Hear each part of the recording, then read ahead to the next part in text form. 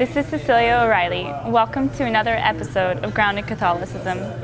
Today we're going to talk about Christ's third word, which he addresses to his beloved disciple John and the Blessed Mother. I used to work for a mother. And when I say work, I was her caretaker. She had multiple sclerosis, which means she couldn't move herself, feed herself, clean herself, no less do any of those things for her family. So my job was to do all of those things for her.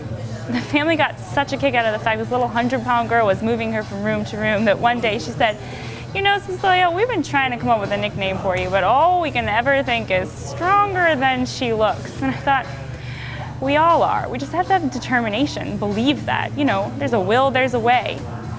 Well, while I'm still a firm believer of that, it's only true to a certain extent. The extent that we recognize where our strength comes from.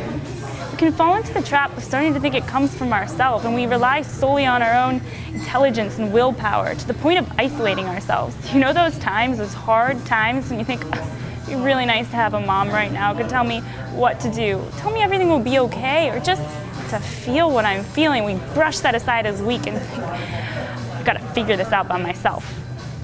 Well, the only person who was the source of his own strength and had the power to remove himself from the pain he was in was Christ. And in those dark hours of his crucifixion, he wasn't alone.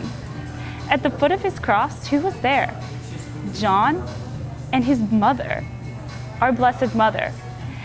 And his third word is not telling us to isolate ourselves, but calling us into relationship.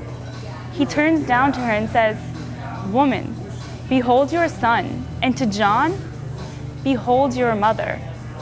St. Bernard tells us that he leaves John unnamed because he's standing in the place of all humanity.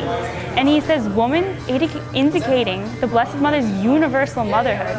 She's becoming the mother to us all at that moment, to you, to me, to all of us.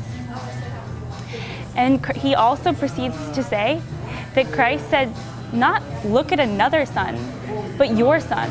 Look at me and John and me. Christ is saying, I am your strength, united to me on the cross.